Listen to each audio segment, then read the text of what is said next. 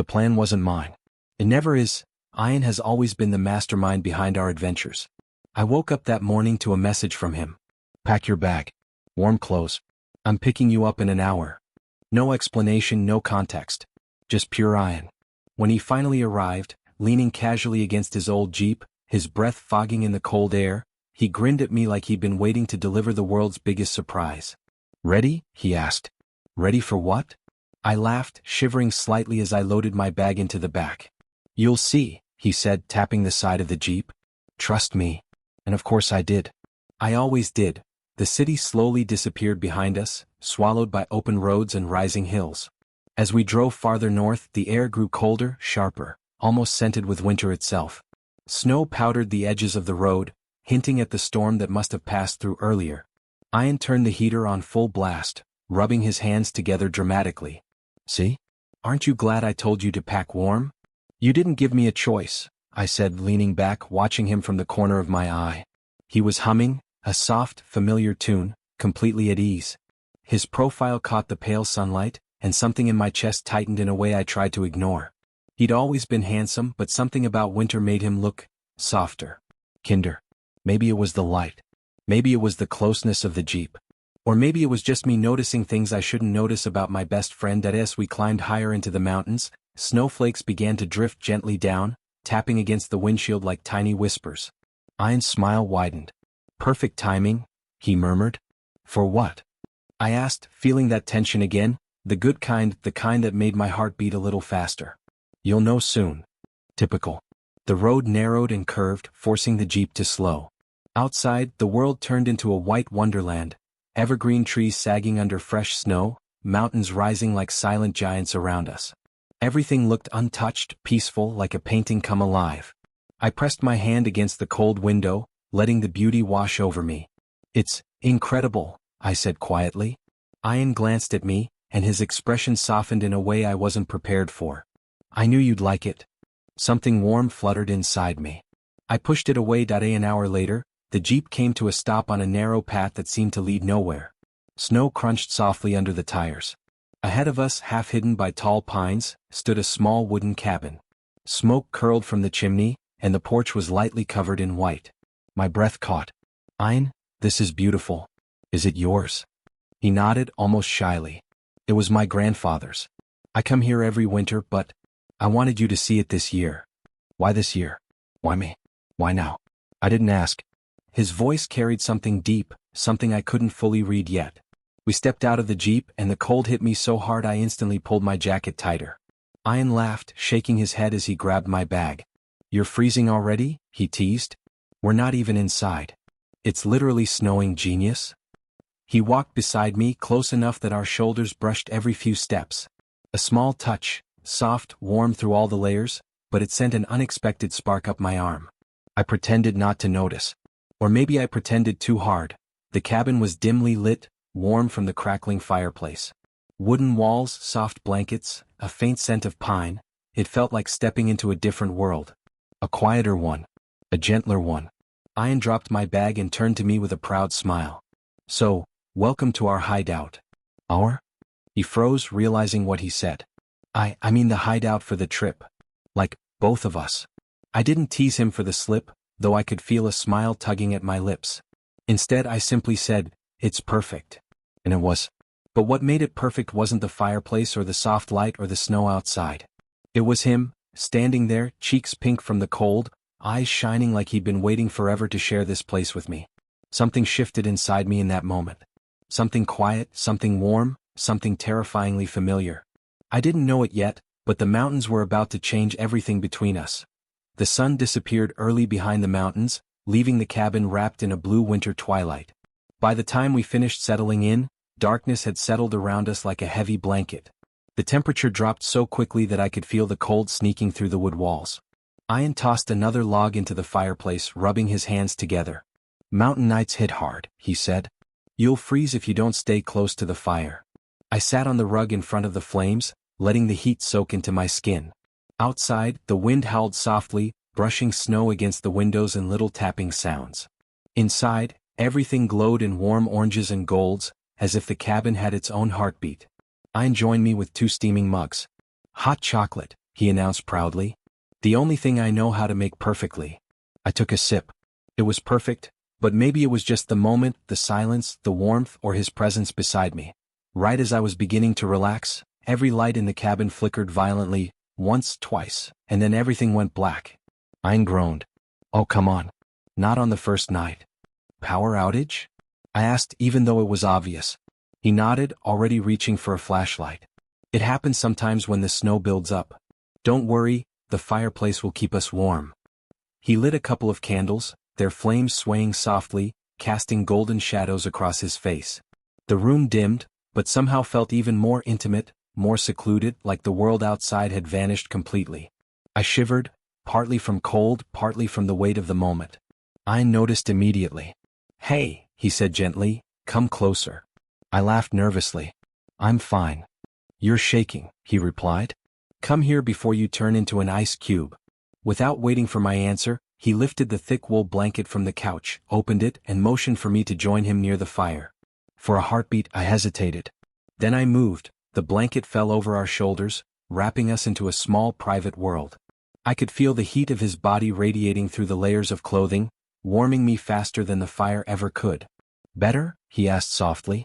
Yeah, I murmured, though better wasn't the right word. It was overwhelming, comforting, dangerous. The snow outside thickened, swirling against the windows, but inside, the fire crackled and our breaths mingled in the cold air. Every time Ayan shifted slightly, his shoulder brushed mine. Every time he breathed, I felt it. He leaned back against the wall, eyes half closed, face glowing in the candlelight. You know, he said quietly, I used to sit here alone during winters. But it always felt like something was missing. What was missing? I asked. He didn't answer immediately. His gaze drifted toward me, lingering a little too long, a little too intensely. You, he said finally, almost in a whisper. My heart stuttered. I swallowed, unsure how to respond, so I looked back at the fire, pretending I hadn't felt that spark run through me like lightning. That we talked for hours, about things we never talk about life, about loneliness, about dreams we didn't tell anyone. At some point, without realizing, we edged closer and closer until our legs were touching beneath the blanket. Every brush of his knee against mine sent a warmth up my spine that had nothing to do with the fire. He laughed softly at something I said, and his hand brushed my arm. He didn't pull it away immediately. Neither did I. Ayan's voice softened. You know, I'm glad you're here. Really glad. Me too, I admitted. He tilted his head, studying me with an expression I'd never seen on him before, soft, uncertain, almost vulnerable. I brought you here because, he stopped, exhaled, rubbed the back of his neck. I wanted time with you. Real time. No distractions. No people. My pulse quickened. What kind of time? I asked, my voice barely above a whisper. His eyes locked with mine, warm, steady, honest. You know what I mean. I felt heat rush to my face. I wasn't ready to face the truth, not yet. I wasn't ready to name the feeling growing between us like quiet firelight. So instead I leaned a little closer. Not enough to cross a line. Just enough to feel safe. He didn't push. He didn't rush. But he didn't move away. Hours passed. The storm outside softened. The fire dimmed. My head grew heavy. I noticed first. Tired? A little. He smiled, gentle and warm. Come here. I let my head rest against his shoulder, nervous at first, but he shifted slightly to support me, his hand brushing against my arm in a soft, protective way. Outside the snow kept falling. Inside the world grew warm and quiet. I closed my eyes and breathed him in, wood smoke, winter air, something warm that was entirely him. Just before sleep pulled me under, I heard him whisper something so softly I almost thought I imagined it. I've wanted this for so long. And for the first time, I let myself wonder what exactly he meant. That I woke up the next morning to the soft crackle of the fireplace and the faint scent of pine drifting through the air. For a moment, I didn't remember where I was, but then I felt something warm against my shoulder. Ayan. He was still asleep beside me, his head tilted slightly, lips parted, his hair messy from the night. Our shared blanket had slipped halfway off, and his arm rested lightly, almost protectively, against my back. I froze. Not because I was uncomfortable, but because it felt too natural. Too right.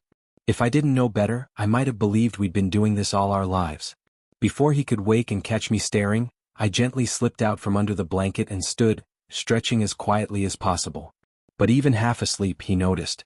Hey, he murmured, voice thick and warm. Where are you going? I turned to him, trying to sound casual. Nowhere. Just, I didn't want to wake you. He blinked slowly, his eyes lingering on me longer than necessary. You could have stayed. Those words hit deeper than they should have. After breakfast, we bundled up and headed outside. The snow was fresh, untouched except for our footprints. Tall pines leaned heavy with white, and the sun shimmered off the frozen landscape. Ayan walked ahead a little, kicking snow as he went. Come on, slowpoke, he called. I rolled my eyes. You're the one who dragged me into a snowstorm. Worth it, he said, turning back to grin at me. There was something about that grin, open, bright, a little shy, that stirred a warmth in my chest despite the cold. We followed a narrow trail leading deeper into the forest.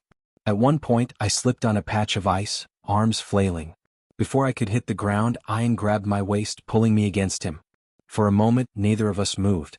His hands stayed on me longer than they needed to. His breath warmed my cheek.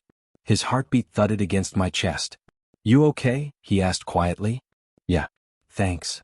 We were standing too close. Every instinct screamed that I should step away, but neither of us did. Instead, he gave me a soft smile and brushed a few snowflakes from my hair.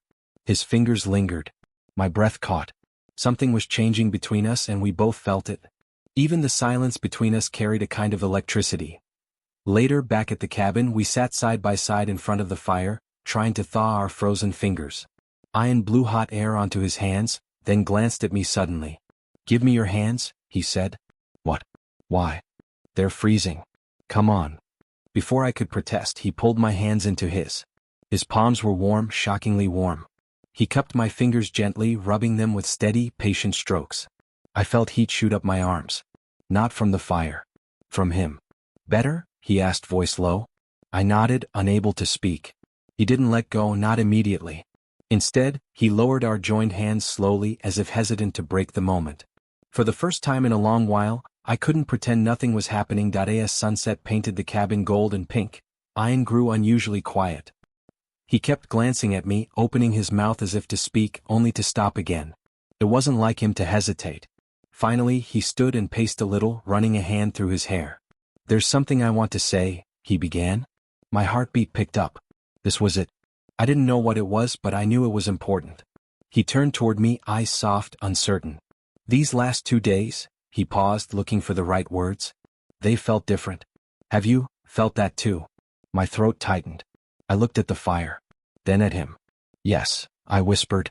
Relief washed over his face, mixed with something deeper, something like hope. He took one step toward me. Then another. He stopped just close enough for me to feel the warmth of his body. I don't know how to say this without messing things up, he said. But sometimes I feel like I want to be closer to you than I should. My breath caught. My heart hammered.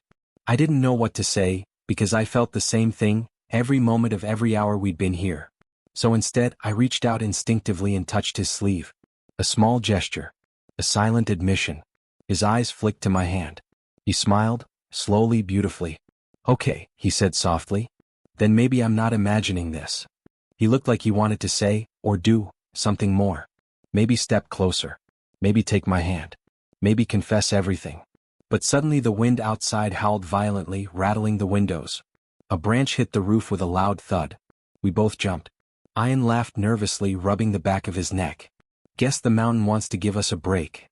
But I saw the truth in his eyes. He wasn't stopping because he didn't want to continue.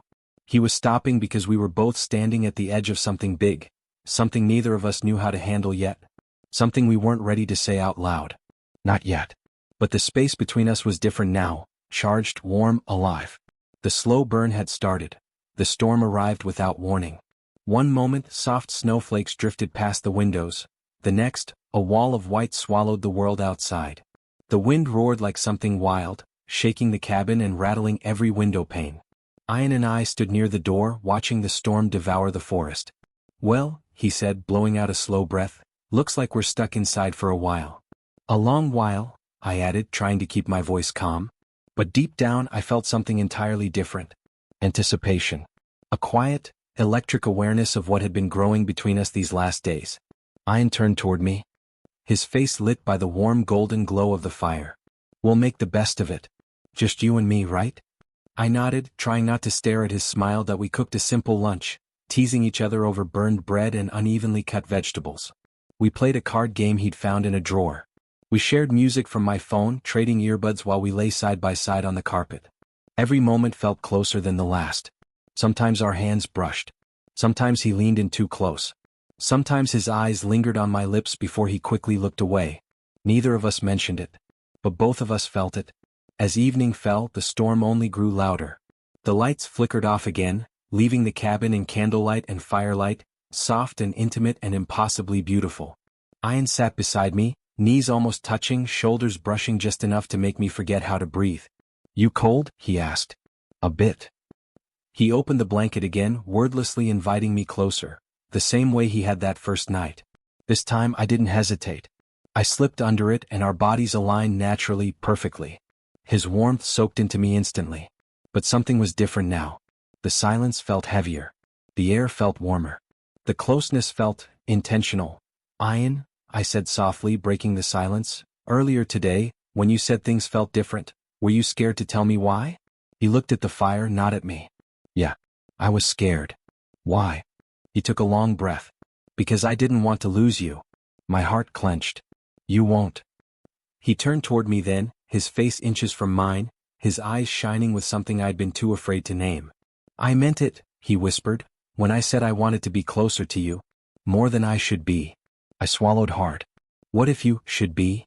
That broke something open inside him. Ayan's breath hitched.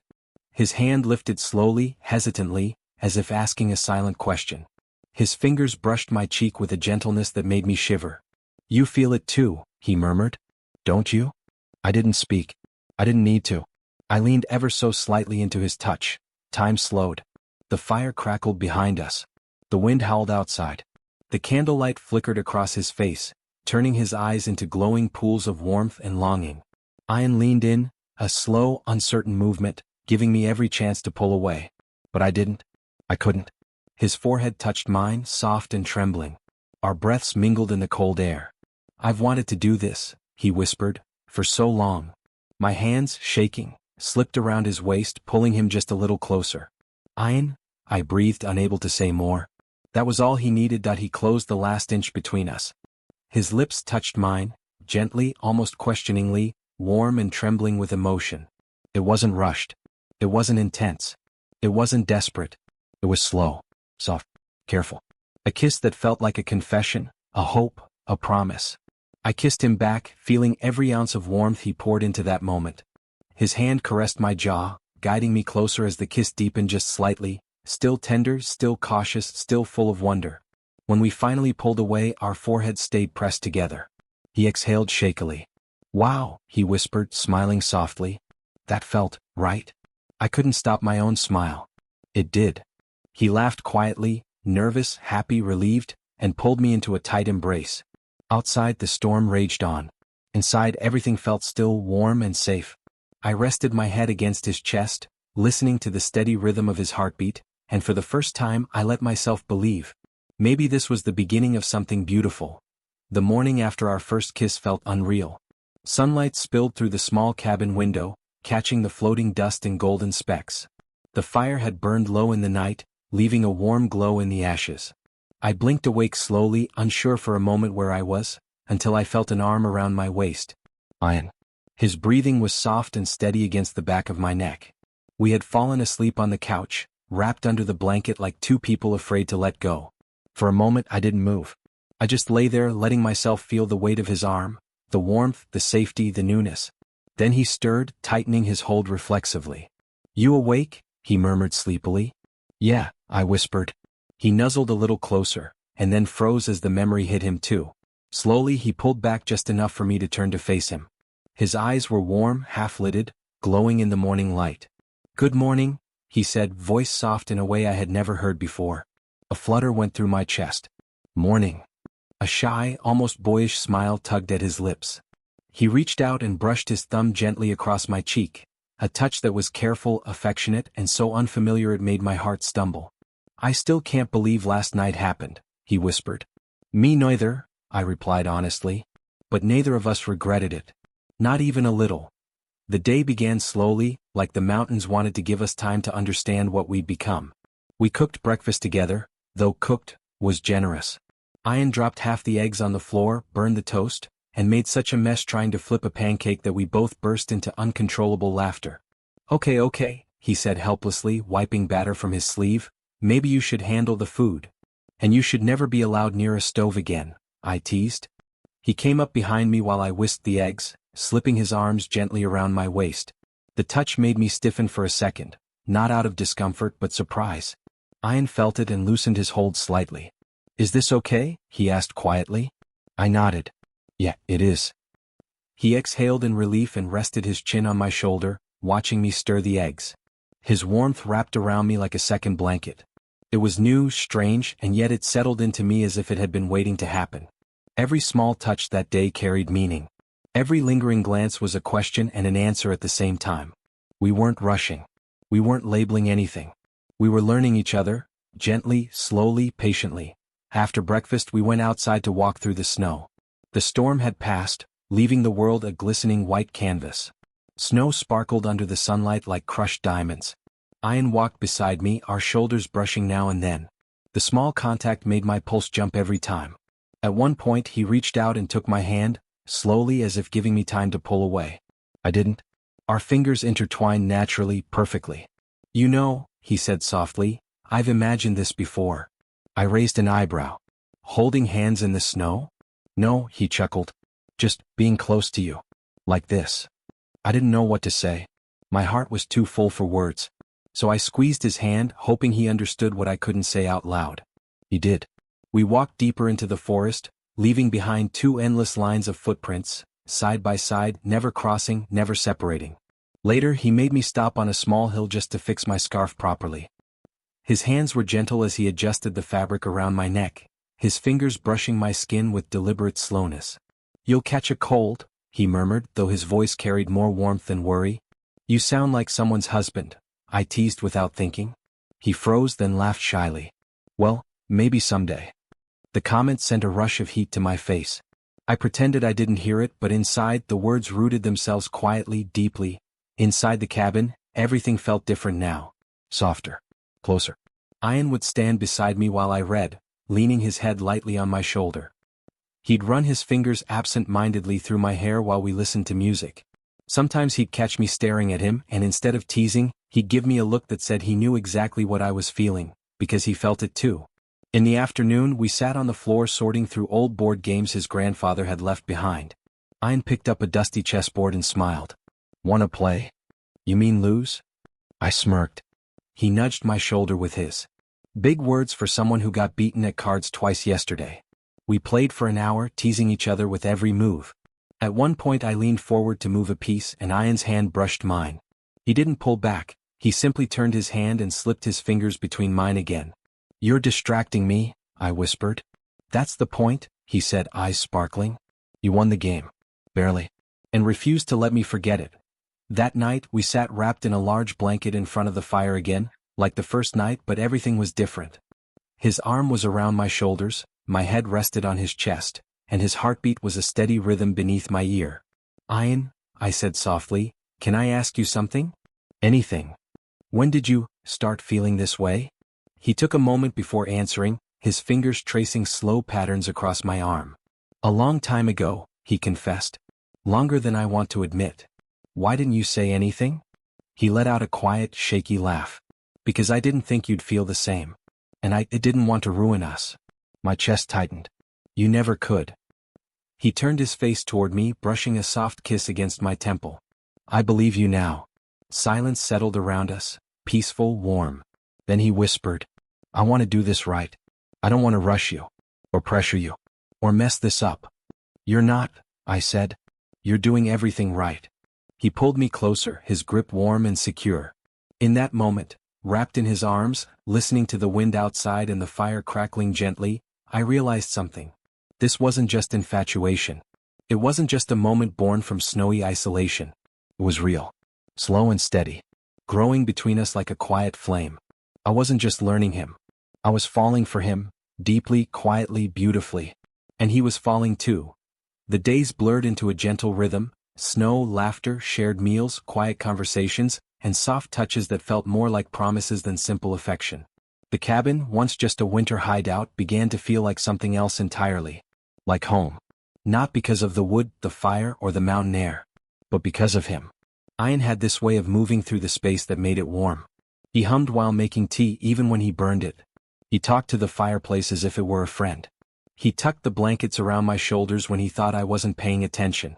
He smiled sometimes for no reason, only to hide his blush when he caught me looking. Every day, every moment pulled us closer. But as the snow began to ease and the roads grew clearer, the reality we had both been avoiding crept in quietly. Soon we'd have to go back. Back to our normal lives. Back to routine. Back to pretending this place, this feeling, this us, didn't exist outside these mountains. On the 5th morning of our stay, I woke to find Ayan already up, staring through the window at the soft trail of melting snow.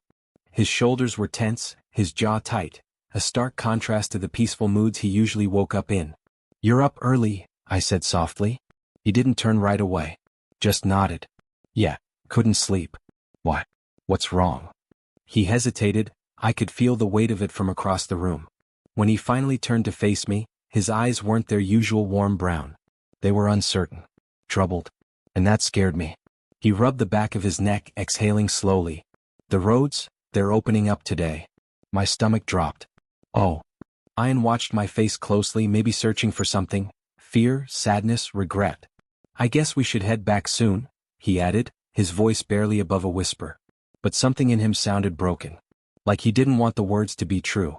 I swallowed, stepping closer. "Do you want to?" He let out a sad laugh. "That's the problem. I don't know." We spent the morning in silence, not angry, not distant, just contemplative. Both of us were thinking the same thing but too scared to say it out loud. Because saying it meant risking everything. After lunch, Ayan finally spoke. "Can I ask you something?" "Anything," I said. He looked nervous.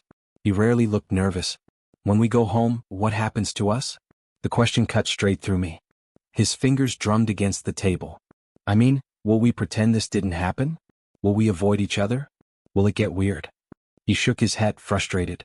"I don't want that. I don't want to lose what we found here." "You won't," I said, but he didn't look convinced.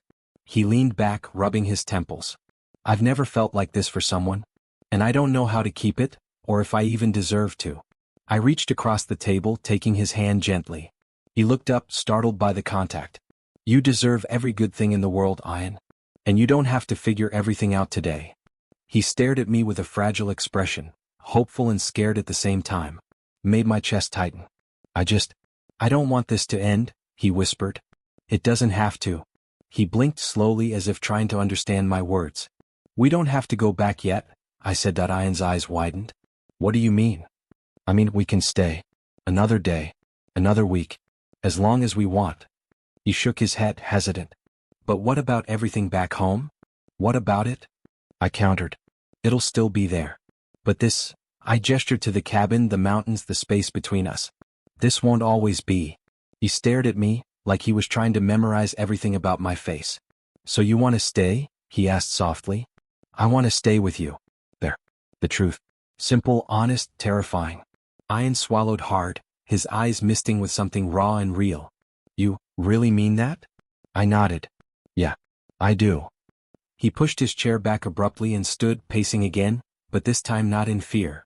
In disbelief. Then suddenly he stopped, turned, walked straight toward me. His hands cupped my face, his thumbs brushing my cheekbones with trembling tenderness. "You want to stay here," he said, voice thick, "with me?" "Yes." "And not just because the snow is pretty or the cabin is peaceful," he whispered. "No." I leaned into his touch. "Because you're here." His breath hitched. And then he kissed me, a breathless, grateful kiss that tasted like relief and hope and something deepening between us. When we pulled apart, his forehead rested against mine. "Then don't go," he whispered. "I won't," I whispered back. That we spent the next few hours talking, really talking. About what this meant. About what came next. About fear and family and life outside the mountains. "I know it won't be easy," Ayan said. "People may not understand. Maybe we won't even understand everything yet." "That's okay," I told him. "We don't need to know the ending. Just where we want to start." He squeezed my hand. "And we start here?" "Here," I confirmed. "Together." He inhaled shakily, smiling through his nerves. "You don't know how happy that makes me." I did know. Because I felt the same. We unpacked again. Lit the fire. Opened the curtains to welcome the falling snow. The storm had passed, but the world outside still felt peaceful, quiet enough for two people building something new. That evening, Ayan stood behind me at the window, wrapping his arms around my waist as we watched fresh snowfall blanket the world. "You have no idea how long I've wished for this," he whispered into my shoulder. I leaned back into him, letting his warmth settle around me. "You don't have to wish anymore," I said. "We're here." His lips brushed the back of my neck, soft, tentative, reverent. "Let's stay," he breathed. "Stay as long as we want. Maybe longer." Longer sounds perfect. He smiled against my skin. And in that moment I knew the truth. I wasn't choosing the mountains. I wasn't choosing the cabin. I was choosing him. And he was choosing me. The days that followed felt like a dream stretched into reality. Snow continued to drift from the sky, soft and steady, like the mountains were giving us their quiet blessing. The world outside remained muted and untouched, a blank page waiting for two new authors. Inside the cabin, life took on a gentle rhythm. Ayan and I woke each morning tangled in shared blankets and soft warmth, our bodies gravitating toward each other naturally, instinctively. He always woke first, brushing a slow, sleepy kiss across my shoulder before whispering a husky, "Good morning." I always pretended not to blush, and always failed. But beyond the affection, something deeper was happening. We were building a life together. Piece by piece. Moment by moment that we started fixing the cabin together, not because it needed repair but because it felt like ours now. Ayan hammered loose boards while I swept away old dust. We replaced a creaky shelf. Hung up lanterns. Moved the couch closer to the fireplace. And more than once, we paused because he'd reach up to tuck a stray curl behind my ear, or I'd catch him staring with that soft, secret look that had become familiar. At one point, while I was folding blankets, Ayan leaned against the doorframe and said quietly, "It feels different, seeing you do things here." "Different how?" I asked. He shrugged, smiling in that shy way I'd grown addicted to. "Like the cabin finally feels alive. Like it wasn't complete until you walked in." I swallowed the warmth rising in my throat. "You make it sound like this place was waiting for us." His eyes softened. Maybe it was. Every day brought some new small wonder. One morning Ayan taught me how to chop wood. He stood behind me, arms guiding mine, his breath warm against my neck as he whispered instructions. "You're supposed to aim, not attack it like you're fighting for your life," he laughed.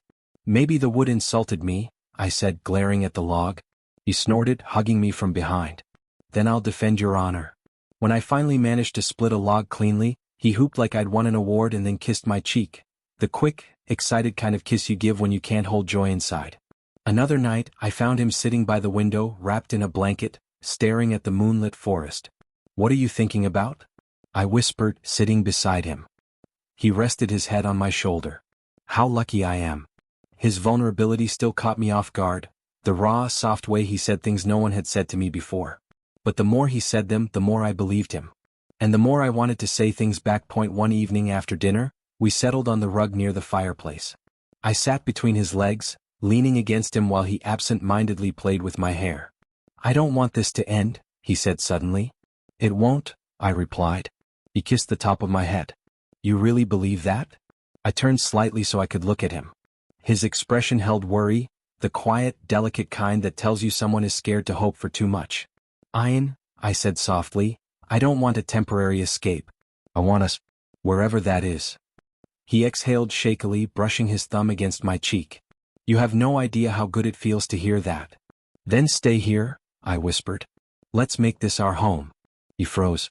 Not in fear, in awe. "You want to live here? With me?" "Yeah," I said, smiling. "Just imagine it. Waking up to this view every morning. Making our own routines. Fixing this place up. Getting snowed in every winter because you drove us somewhere ridiculous." He laughed, burying his face in my neck. "Hey, my ridiculous ideas brought you here. And I'm glad they did." His arms tightened around me. "We could do it," he said quietly. "We really could." "We already are," I whispered. That night felt different, tender and full of realization. We lay together on the mattress, listening to the crackling fire and the soft hush of wind outside. Ayan held my hand under the blankets, tracing circles on my skin with his thumb. "Can I tell you something?" he murmured. "Always." He turned toward me fully, our faces inches apart. "You're the first person I've ever wanted to build a life with." Those words struck something deep inside me, a place I didn't know was empty until he filled it. I cupped his face gently. And you're the first person who's ever made me feel at home. He kissed me then, slow, warm, and full of emotion. Not rushed. Not unsure. Just honest. We stayed awake talking until the fire died down, whispering dreams in the dark. Dreams about us living here, maybe adopting a dog, planting a tiny garden, inviting friends someday, turning this cabin into something truly ours. Every word felt like laying the foundation of the life we were choosing. Morning came with a soft snowfall. I woke to find Ayan already outside, standing on the porch looking up at the sky. His breath fogged in front of him, and he looked peaceful, content in a way I hadn't seen before. I stepped outside quietly. He heard me and turned, his eyes lighting up. "Come here," he said, opening his arms. I walked straight into them. He held me, resting his chin on my shoulder. "This," he murmured, "is how I want my life to feel." I tightened my hold around him. "Mine too." He pulled back just enough to look into my eyes, snow landing softly in his hair. "Then stay," he whispered. "Not just for the week. Not just for the winter." I smiled, heart full. "I'm not going anywhere." His face broke into the softest, happiest smile I'd ever seen, the kind that told me he believed every word.